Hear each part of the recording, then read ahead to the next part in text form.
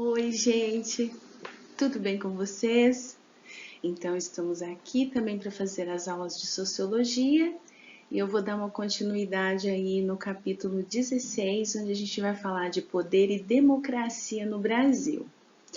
Bom, pessoal, para a gente analisar a questão da democracia no Brasil, significa a gente examinar não só as instituições políticas e as regras vigentes, né, mas também a maneira de se viver a democracia na prática, como que ela funciona.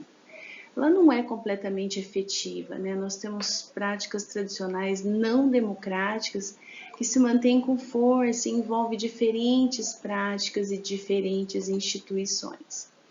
Então, a gente vai destacar nesse capítulo algumas delas para a gente examinar o desenvolvimento da democracia no Brasil, ok? Então, nós vamos analisar 4 tópicos para dar um norte aí para o nosso estudo, ok? Então, como que funciona essa democracia na prática? São 4 itens. Primeiro, a luta por direitos e a participação política, os partidos políticos, Estado e democracia no Brasil, que envolve aí a privatização do público, clientelismo, nepotismo e corrupção. E um quarto item seria a despolitização e economia como foco. O primeiro tópico que a gente vai ver é a questão da luta por direitos e a participação política, que cresceu muito após a proclamação da República e é uma das maiores conquistas e é algo recente, porque a reivindicação de melhores salários e condições de trabalho era vista com muito desprezo e reprimidas com muita violência, principalmente pelos detentores de poder que estavam ali a serviço de uma minoria. Então, da proclamação da República até 1945, os eleitores representavam somente 5%. Em 1960 já estava em 18%, em 1980 47% e em 2014 72% aptos a exercer o direito do voto. Bom, mas outra coisa interessante é que houve mudanças na consciência política do eleitor. Com a urbanização, a questão do êxodo rural, né, a população rural ficou menor e isso reduziu o poder dos coronéis na questão da compra de votos, né, o voto de cabresto, o coronelismo, que era uma prática muito comum nessa época, então isso reduziu, aumentando aí uma consciência política do eleitor. Outras contribuições, voto secreto com cédulas únicas impressas, depois vieram as urnas eletrônicas e a fiscalização da justiça eleitoral. Então, deixou de ter aquelas fraudes eleitorais também que existiam no passado na questão do voto secreto.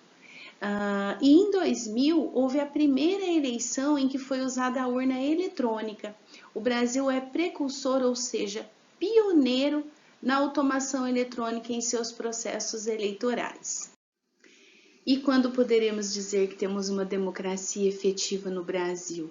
Bom, essa democracia representativa é algo novo, algo recente, então ainda está se estruturando, está se consolidando. Mas basicamente, pessoal, a gente vai poder falar que temos uma democracia efetiva no Brasil o dia que tivermos boas condições de trabalho, saúde e educação, que são os suporte ali dos itens do IDH, né, os índices de desenvolvimento humano. Então, a gente não pode ser visto como um perturbador da ordem quando a gente vai reivindicar os nossos direitos. Tem crescido, ampliado bastante os espaços políticos para as pessoas através das manifestações, e isso é algo muito importante para qualquer nação. Um segundo item a ser estudado é a questão dos partidos políticos, porque até 1930, ali na era Vargas, a gente vivia sob setores dominantes das elites agrárias e cafeeiras. Como exemplo, nós tivemos a política do café com leite, que procurava sempre tirar uma vantagem ali do Estado e da população. Em Getúlio Vargas, ali no Estado Novo, né, que foi de 1930 a 1945, surgiu os partidos nacionais. Os principais eram 3, a União Democrática Nacional, UDN, o Partido Nacional Democrático, PSD, e o Partido Trabalhista Brasileiro, PTB. Bom, mas com o regime militar em 1965, todos esses partidos foram cassados e foi implantado o bipartidarismo, que eram dois. Então, só era permitido existir a Aliança Renovadora Nacional, que era a ARENA, e o Movimento Democrático Brasileiro, que era o MDB. Com a redemocratização ali em 1985, foi desenvolvendo então uma nova estrutura partidária no Brasil.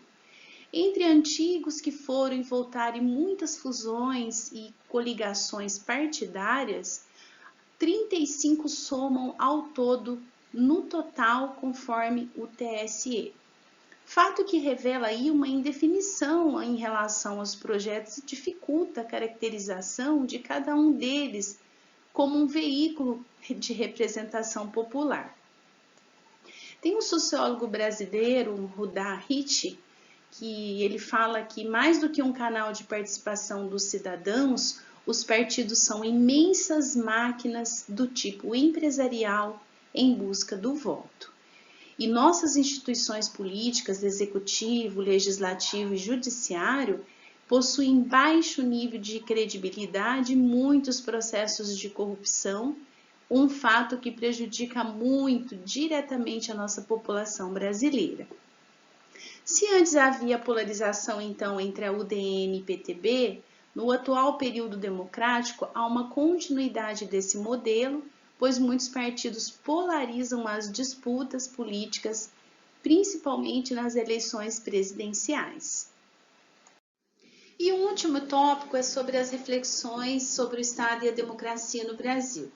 Bom, a estrutura estatal do Brasil, ela tem articulação do novo com o velho, que vai ali de 1822, na independência do Brasil, até 1889, basicamente é quando a gente viveu o Brasil Império. E nós temos sim uma articulação, muita coisa se transformou, mas a gente tem muitas coisas que se mantêm da República Velha. E vivemos um Estado que se sobrepõe à sociedade, né? Então, a gente aprende lá desde sempre que o Estado é responsável por tudo, que a gente não pode fazer nada sem a presença dele. Ele parece ser ocupado pelas dificuldades e, logicamente, nunca está presente em todas as soluções, né, da sociedade. E, lógico, a gente espera socorro e proteção. Mas, para a gente entender as características das relações entre o Estado e a sociedade no Brasil, é imprescindível que a gente examine a relação entre o que é público e o que é privado. A gente pode dizer que a privatização do público houve no Brasil uma apropriação privada do que é público, ou seja, quem chega lá no poder toma conta do patrimônio público como se fosse seu. Assim, a instituição que deveria proteger a maioria da população, que no caso é o Estado, adota como princípio o favorecimento dos setores privados, que dominam então aí economicamente a sociedade e que vão dar, logicamente, sustentação ao governo. Mas para o restante da sociedade, as políticas públicas são elaboradas na forma de doação ou de dominação. E em nome dessa estabilidade, não significa que a população tenha sido passiva, mas muitas ações sim a gente tem conquistado com a pressão dos movimentos sociais no país. Bom, a política do a favor, clientelismo, né, que é uma prática antiga, que é a relação entre público e privado no Brasil, caracterizada pela prática da política do favor. Desde o período colonial, apresenta-se ainda hoje como um dos suportes dessas relações políticas entre os que detêm o poder político e os que detêm o poder econômico. Bom, essa troca de favores por benefícios econômicos são velhas relações políticas no Brasil e, logicamente, é uma política ruim, né, do clientelismo. Por exemplo, a distribuição por parte dos parlamentares de verbas assistenciais, construções de escolas, pós-saúde, doações. Assim, eles beneficiam a população, mas em troca pedem o seu voto, logicamente para uma futura reeleição. E, normalmente, os eleitores... Hoje em dia essa prática está menor, tá? Mas os eleitores, às vezes mal informados, e com dificuldades, eles vendem sim o seu voto. Tem uma charge aí na página 175 muito interessante que diz: o povo pensa que o governo pratica clientelismo. Ah, não, isso é muito perigoso e vamos evitar agora mesmo. O clientelismo? Não, que o povo pense. Bom, outro item é o nepotismo e a corrupção. Nepotismo, o significado é o emprego ou favorecimento de parentes com cargos públicos, apesar de ser proibido por lei. A corrupção na administração pública se caracteriza sempre pela falta de evidências que estão sempre na raiz das práticas de favorecimento e tráfico de influência. A corrupção existe em todos os países do mundo, tanto nas estruturas estatais como nas empresas privadas. E no Brasil ela se mantém no poder com a política do a favor e do clientelismo. O combate à corrupção seria basicamente qual?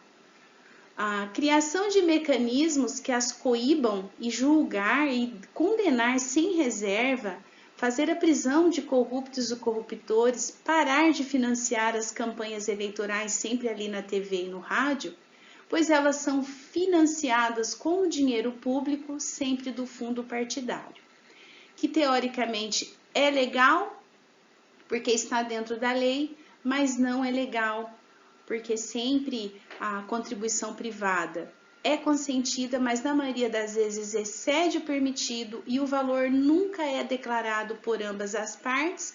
Esse é o maior tipo de corrupção que ocorre em todos os níveis no Brasil. Bom, e o último item é a questão da despolitização e a economia como foco. Segundo o sociólogo brasileiro Marco Aurélio Nogueira, nós fomos despolitizados. Como?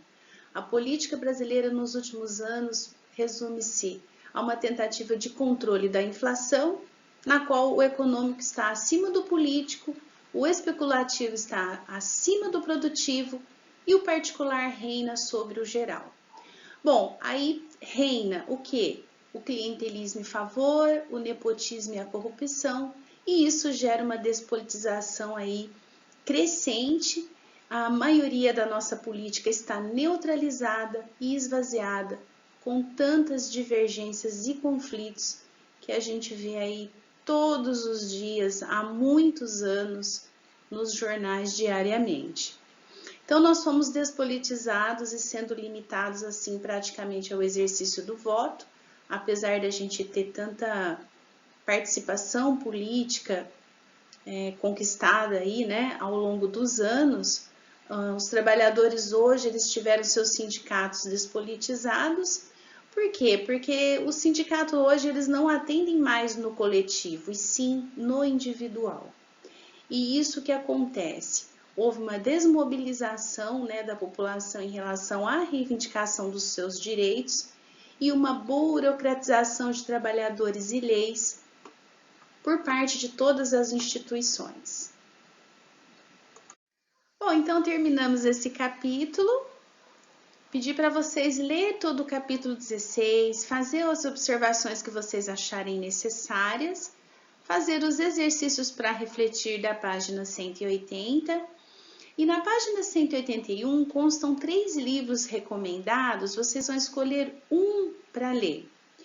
Tem a Era Vargas, Desenvolvimento, Economia e Sociedade, O Ódio à Democracia, Política pra quê? Atuação partidária no Brasil Contemporâneo de Getúlio a Dilma. Então, desses 3 livros, vocês podem escolher um. Eu sei que existe a oportunidade aí talvez de baixar o livro, né, o arquivo da internet, ou leia pelo menos um resumo do livro, que eu sei que sempre tem, e sintetize aí num pequeno relatório, ok? E como vocês já sabem, pode me enviar aí para o meu e-mail até segunda que vem. Outra coisa legal, tenho recebido uns vídeos maravilhosos aí de filosofia da a arte que ele representa. Estou muito feliz. E aí, vou deixar esse desafio, tá? Quem optar por falar do filme num pequeno vídeo, fica à vontade. Eu acho muito interessante esse momento que a gente está vivendo, a gente aprender a usar as ferramentas tecnológicas, porque elas são bem-vindas, são muito aliadas aí para esse nosso momento.